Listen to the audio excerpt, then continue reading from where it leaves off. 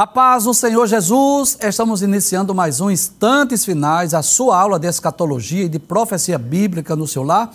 E desde já eu quero agradecer por sua audiência, a você que é aluno dessa escola, a você que gosta de estudar as profecias bíblicas, os eventos escatológicos, a você que é um telespectador assíduo dos Instantes Finais e acompanha a nossa programação pela TV ou pela internet.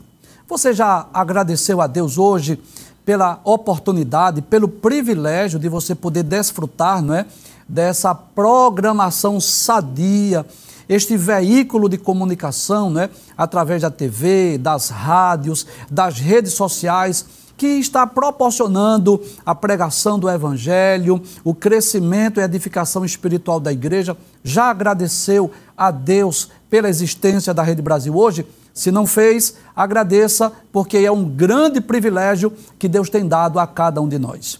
Obrigado por abrir a porta da sua casa para nós entrarmos mais uma vez. Que Deus te abençoe, que as bênçãos de Deus continuem sendo derramadas sobre a sua vida, sobre a sua família. Seja muito bem-vindo aos Instantes Finais. E eu quero fazer um agradecimento especial a você que tem enviado a sua mensagem para nós. Quero agradecer primeiro por suas orações e dizer que é muito importante que você esteja orando não só pela minha pessoa, não só pela produção dos Instantes Finais, mas por toda a Rede Brasil de Comunicação, para que Deus continue com as mãos estendidas, abençoando a toda a equipe da Rede Brasil.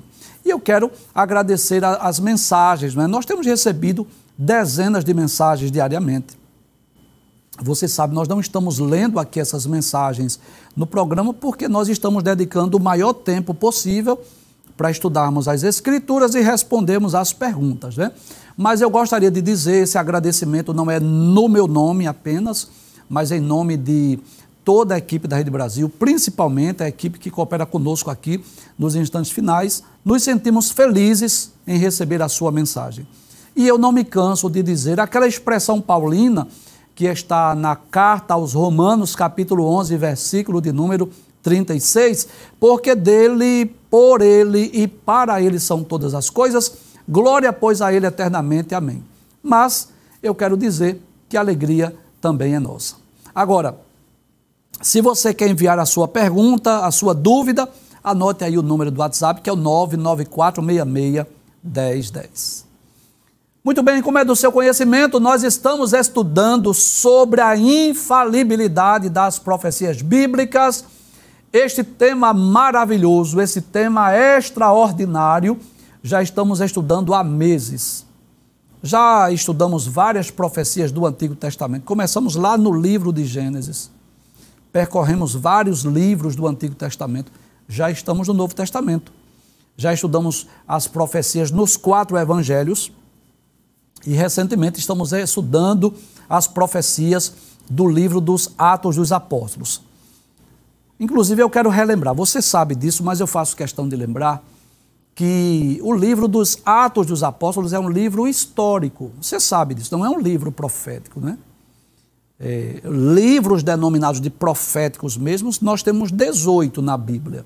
São 17 no Antigo Testamento, que vai de Isaías até o profeta Malaquias, e no Novo Testamento apenas o livro do Apocalipse. Mas mesmo sendo um livro histórico, lendo os 28 capítulos do livro de Atos, nós vamos encontrar algumas profecias. Nós já estudamos aqui algumas delas. Vamos relembrar o que foi que nós já vimos? Então, primeiro estudamos essa profecia extraordinária, maravilhosa. Olha, se você não viu esse programa, quero te dar um conselho. Vai lá no playlist, lá no Rede Brasil Oficial e assiste esse programa. Maravilhosa essa profecia proferida por Jesus, onde Jesus disse que o Evangelho alcançaria até os confins da terra. Inclusive, nós estudamos cada versículo desse, como o Evangelho chegou gradativamente em Jerusalém, alcançou as terras da Judéia e Samaria e alcançou os confins da terra. Essa profecia cumpriu-se na íntegra. Estudamos também uma outra profecia em Atos capítulo 9, versículo 15, que fala sobre a missão de Saulo. Mas nós estudamos também a história da conversão de Saulo, que é uma história muito conhecida, mas que traz muitas lições para as nossas vidas, né? Então, nós estudamos os 14 versículos de 1 a 14, que mostra como se deu a conversão de Saulo. Até nós explicamos o objetivo, o porquê de Saulo. O que é que Saulo tinha para fazer dele um vaso escolhido.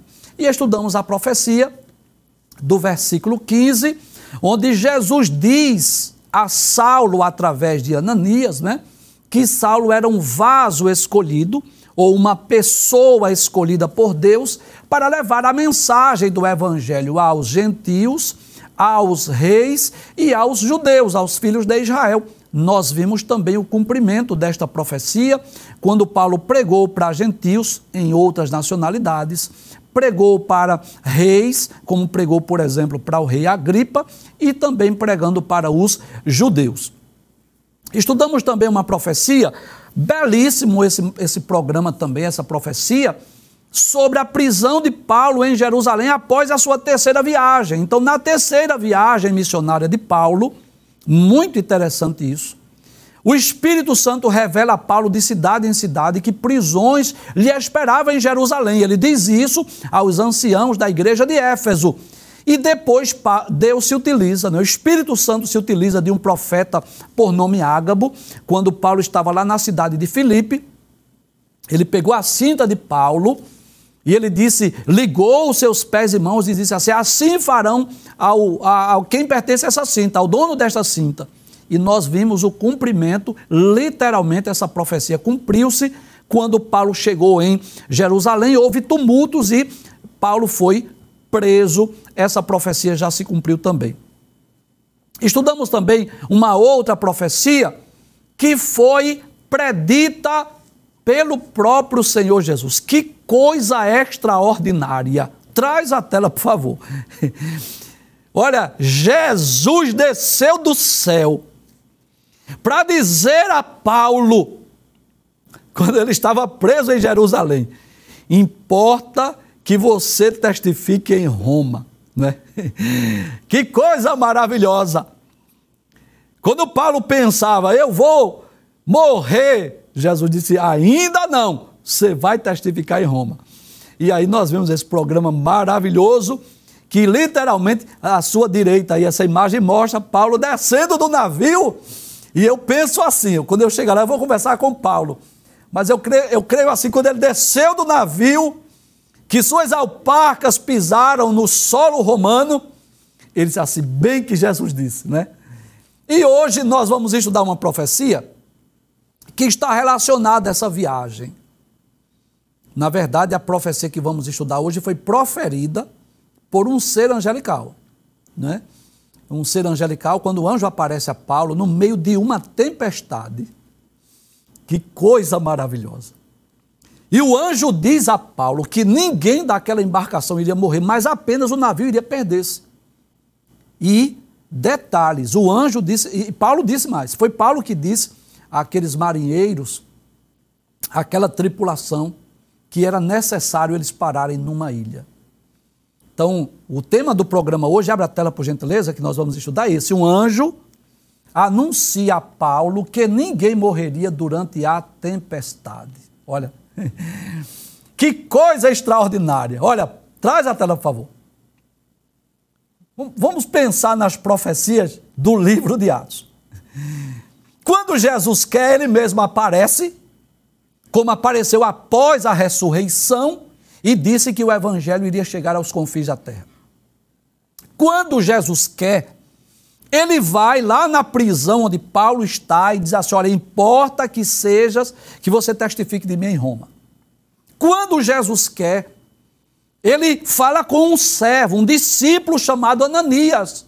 E é Ananias que vai orar por Saulo. Mas quando ele quer, ele envia um anjo, né? Então, lendo as Escrituras, a gente vai perceber isso, que várias formas, vários meios pela qual a profecia foi anunciada ou foi proferida, a verdade é que ela é infalível e que a profecia se cumpre. Então você vai perceber hoje no programa que Paulo vai no navio com destino a Roma, porque Jesus havia dito, só que nesse percurso, nesse caminho, a viagem é incômoda. Há uma grande tempestade essa que toda a embarcação se perdeu. Você vai perceber isso. Mas que coisa interessante. Quando Paulo pensou que todos iam morrer, que não havia mais esperança, o anjo aparece e disse, não temas, é necessário você testificar em Roma, você ir a Roma e ninguém vai se perder aqui. Abre a tela mais uma vez, só para nós explicarmos essa imagem. Então aí, à sua esquerda, é claro que é uma imagem meramente ilustrativa, é como se Paulo pegando aí, né, em uma das colunas de madeira do navio durante aquela tempestade e um anjo de Deus aparece para trazer essa profecia, né? Anunciar a Paulo que não só ele, mas ninguém iria morrer naquela tempestade.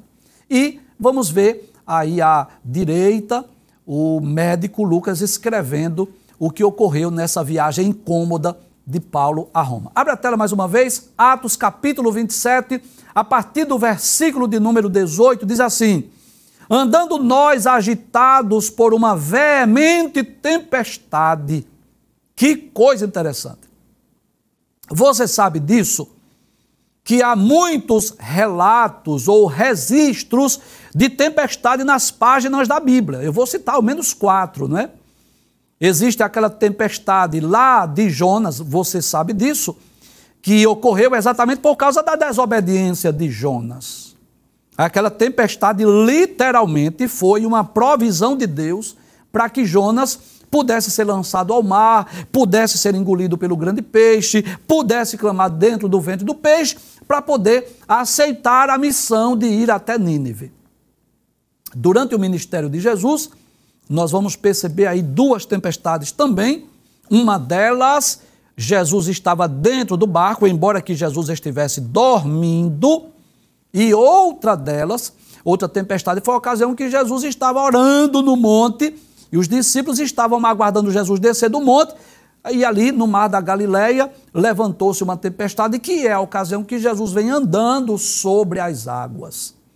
E além dessas 3, nós temos essa do livro dos Atos dos Apóstolos, e é interessante, abre o texto mais uma vez, que Lucas vai registrar e dizer, andando nós agitados por uma veemente tempestade, ou seja, era uma tempestade daquelas que traz medo, pavor, não é? Traz a tela, por favor. Então é claro que desde aquela época que haviam a fúria do mar, o vento forte, as tempestades, há uma literalidade aí, eu quero deixar bem claro, embora que nós possamos também extrair lições para as nossas vidas.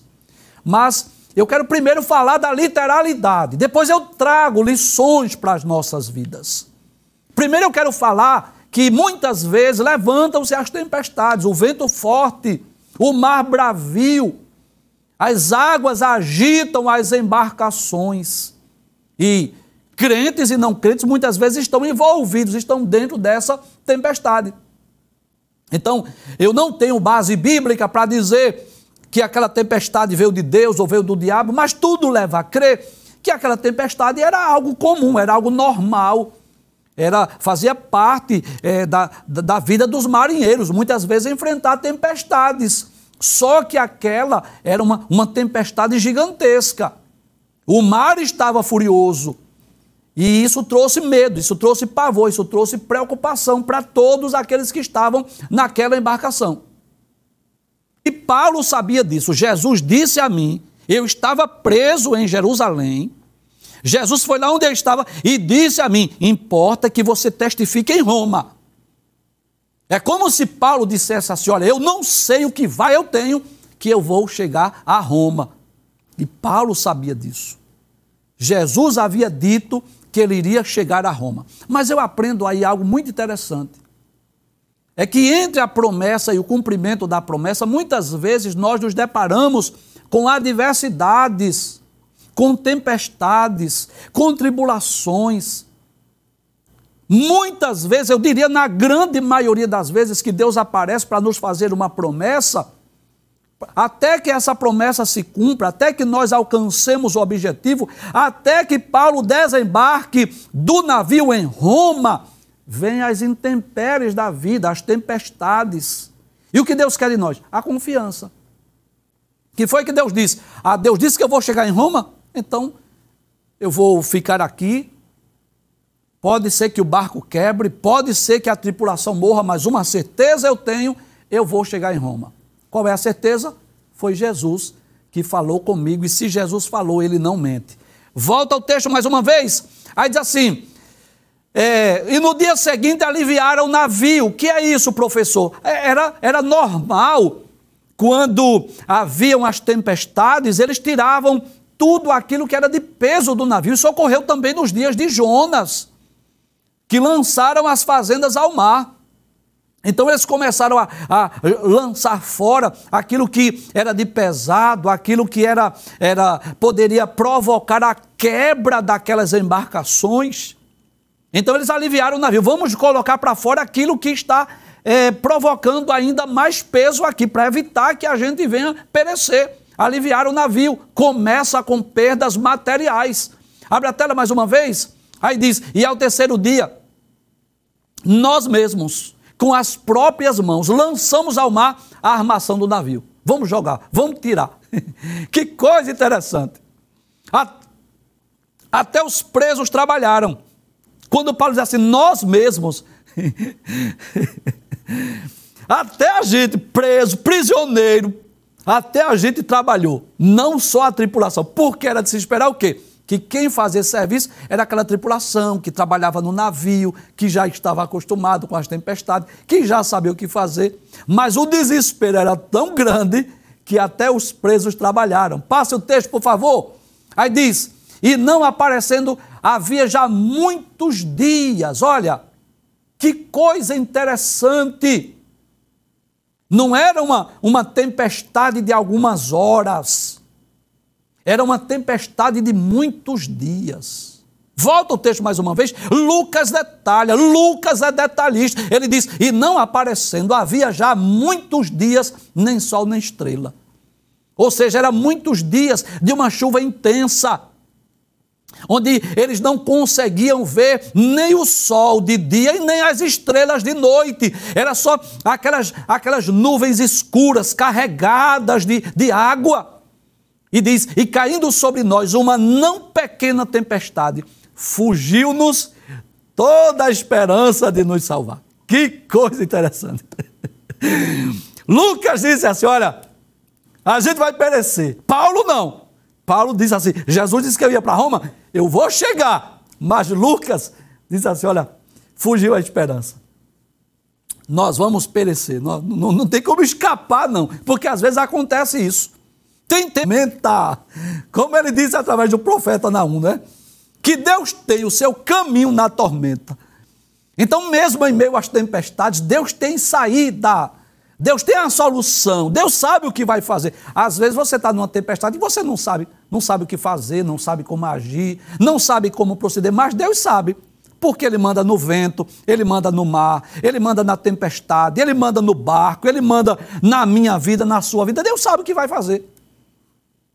Humanamente falando, não tinha saída, não tinha solução, não perdemos as esperanças humanas, porque às vezes acontece isso. Às vezes até os crentes perdem a esperança. Você sabe disso, né? E Lucas diz assim, olha, não tinha esperança não. A gente estava sem nenhuma esperança de escapar, de sobreviver. Mas Deus que tem um controle de tudo, né? Passa a tela, por favor. Então passou a esperança. Aí, versículo 21 diz assim, havendo já muito que se não comia. O pessoal, mas por quê?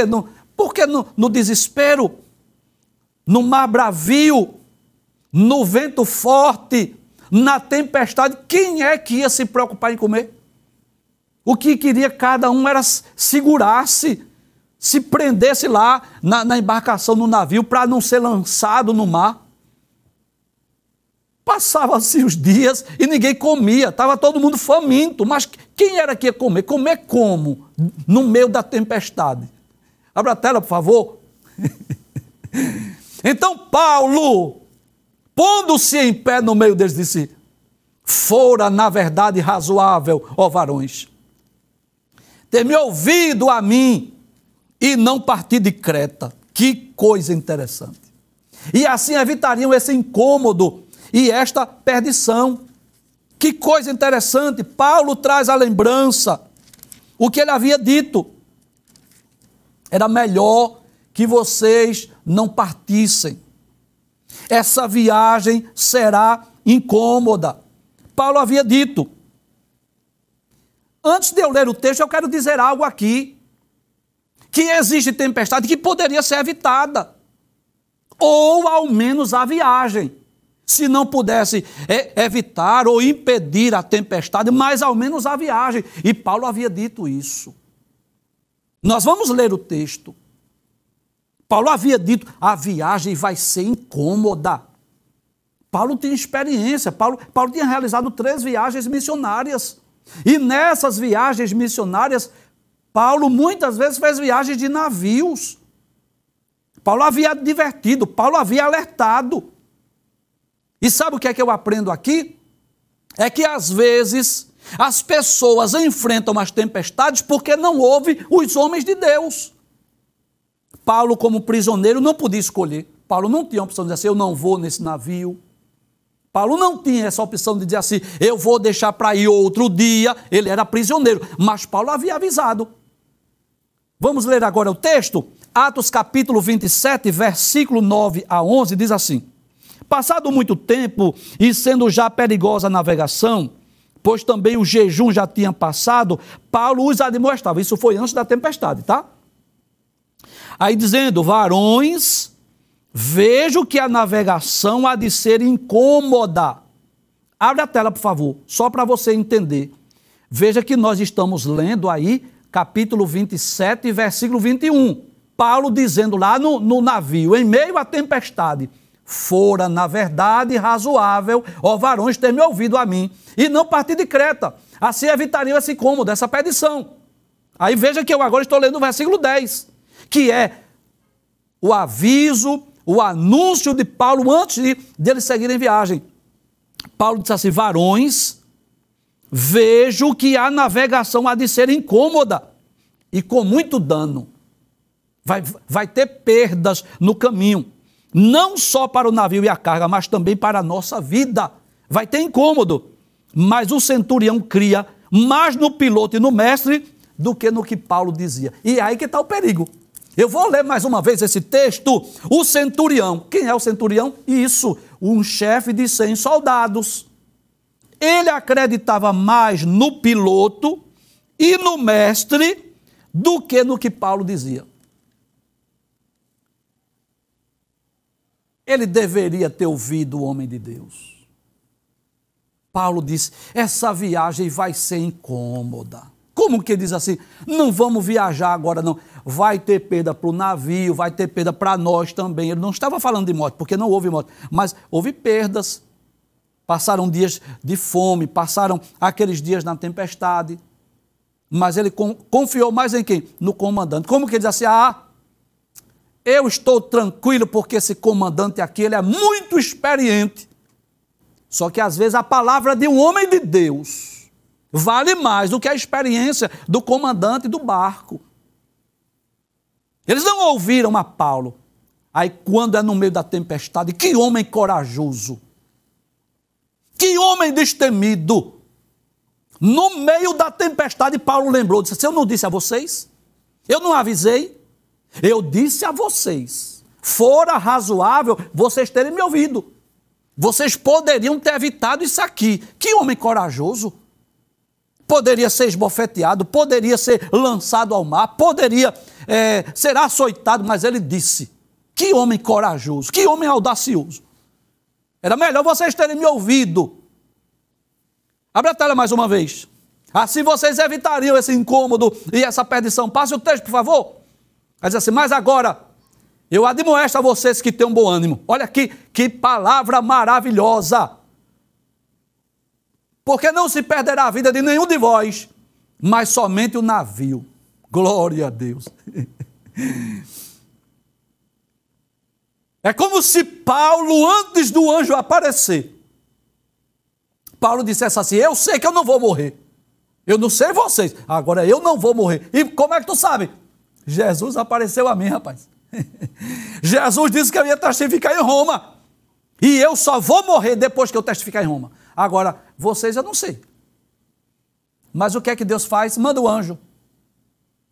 E diz ao anjo: vai lá. Não sei quem foi deles, não sei se foi Gabriel, não sei.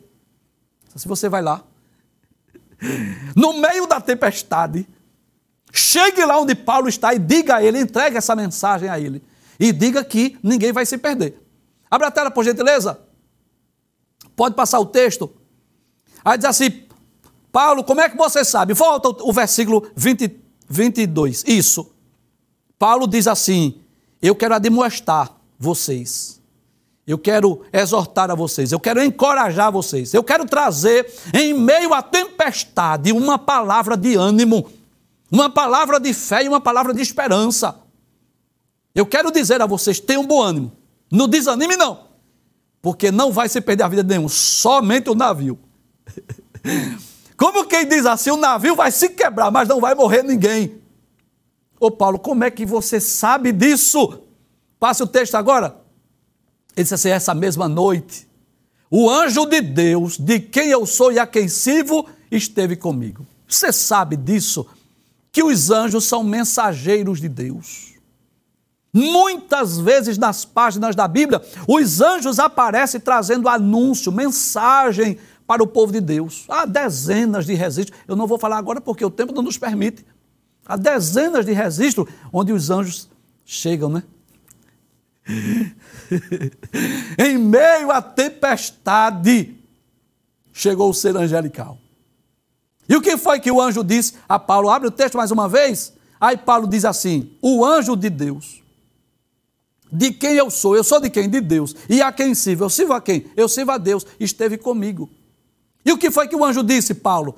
Paulo, não temas. Importa que sejas apresentado a César. Como quem diz assim: Jesus não disse que você ia para Roma, eu quero ser mais detalhista agora. Você não vai só a Roma, você vai ser apresentado a César. E eis que Deus te deu todos quantos navegam contigo. Como quem diz assim: Deus entregou a você, Paulo, essa grande tripulação. Deus entregou a você. Você vai pregar para ele, todo mundo vai lhe ouvir. Aí Deus permite que Paulo fale lá. A viagem vai ser incômoda. E foi. E Deus faz com que Paulo pregue para aqueles homens. Tem um bom ano, não vai perder ninguém. Ninguém aqui vai morrer. Como é que você sabe? O anjo de Deus esteve comigo. Passe o texto, versículo 25. Ele diz assim: portanto, ó varões, tende bom ânimo. Não percam a esperança. Porque creio em Deus que há de mim acontecer, assim como a mim me foi dito. E ele diz: é contudo necessário irmos dar numa ilha. Como que diz assim: se o anjo disse a mim que o navio vai se perder, significa dizer que nós não vamos chegar nesse navio em Roma. Não é esse navio que vai nos levar para Roma, não. Nós vamos dar numa ilha. Ninguém morre, o navio se quebra, nós vamos para uma ilha, mas nós vamos chegar em Roma noutra embarcação. Veja que coisa maravilhosa. Em meio à tempestade, ele traz essa palavra de ânimo, de fé, de esperança, de conforto. Que notícia maravilhosa para aquela tripulação, para aqueles homens que estavam desesperados, há dias sem ver a luz do sol, há dias sem ver a lua, as estrelas, era só nuvens carregadas, era só o vento forte, era só embarcação para lá e para cá sendo levada por altas ondas. Mas agora chega um homem de Deus para dizer assim: fique tranquilo, não vai morrer ninguém não, a gente vai parar numa ilha. Nem afogado ninguém vai morrer aqui, que Deus não vai deixar. E por quê? O anjo disse a mim: Deus entregou a todos em tuas mãos. Como que diz assim? Você vai pregar para todos eles terão oportunidade. E eu creio, assim eu creio, que quando Paulo está lá no paraíso contando essas experiências, muitos daquela tribulação dizem assim: é verdade, eu estava lá, eu era um dos tais. Creio sim, que se converteram através do testemunho de Paulo. Passe o texto, por favor. Versículo de número 34 e 35, e aí a gente vai dos versículos 26 ao versículo 34 por conta do tempo, né? Não vamos ler todo o texto. Aí Paulo diz assim: portanto, exorto-vos a que comais alguma coisa. Ele deu um jeito aí, comam alguma coisa, pois é para a vossa saúde. Que coisa extraordinária! Paulo não está preocupado só com a salvação daqueles homens, ele está preocupado com a saúde. Como que diz assim: vocês têm que comer. A tempestade está grande, o vento está soprando, dê um jeito aí. Vamos comer alguma coisa, porque é para a vossa saúde. Abre a tela mais uma vez. Diz assim: porque nem um cabelo cairá da cabeça de qualquer de vós. Nem se preocupe, nem vai morrer, nem vai cair, ninguém vai perder braço, ninguém vai perder perna, o tubarão não vai morder ninguém de vocês, porque nem um cabelo da cabeça vai cair. E havendo dito isto, tomando o pão, deu graças a Deus na presença de todos. Olha aí. Que coisa maravilhosa! No meio da tempestade, ele pegou o pão, disse: vamos comer. Mas, vamos primeiro agradecer a Deus. E eu aprendo algo aí extraordinário. Agradecer a Deus, mesmo no meio da tempestade. Acredito que aquele vento forte, aquelas ondas, aquele vento soprando, acredito que aquele pão já estava um tanto salgado com as águas do mar. Mas vamos agradecer a Deus.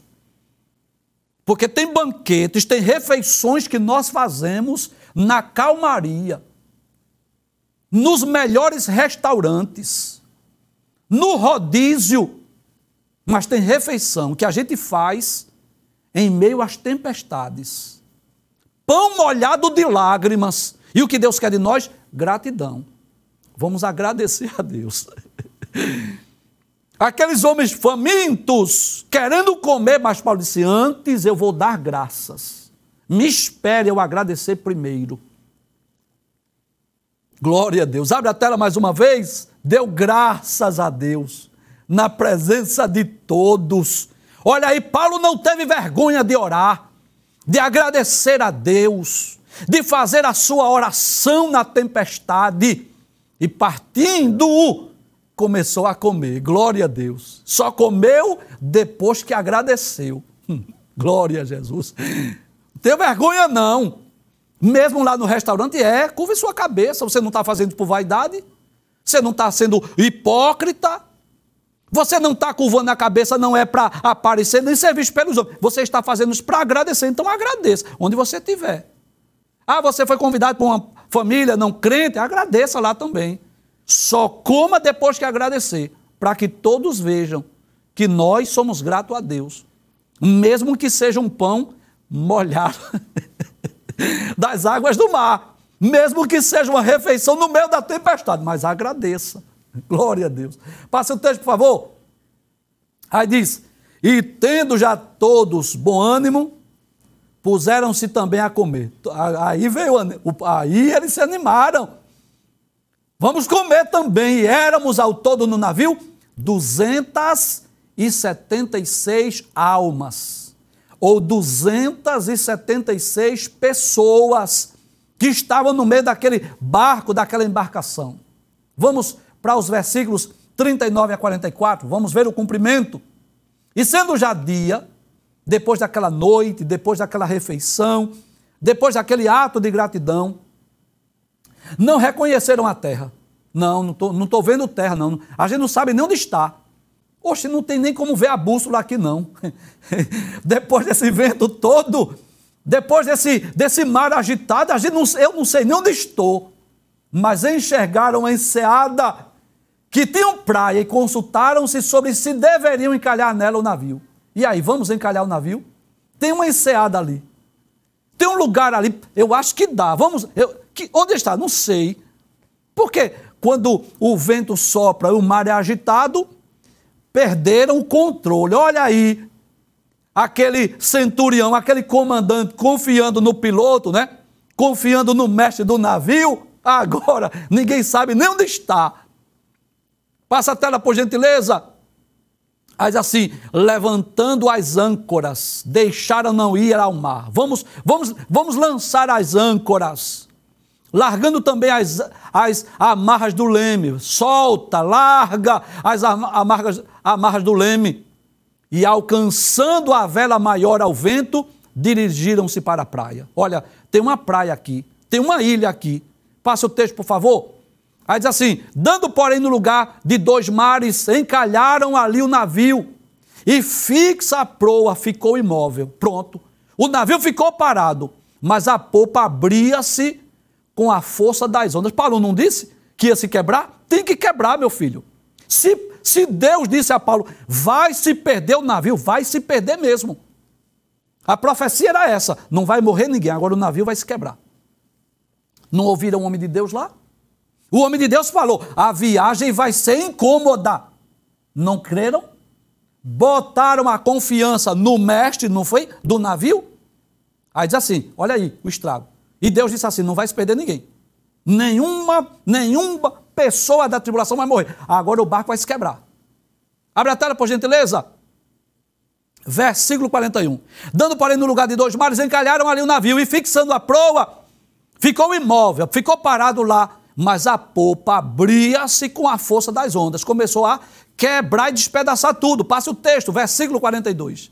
Então, a ideia do soldado foi que matasse os presos. Veja a maldade do coração dos homens.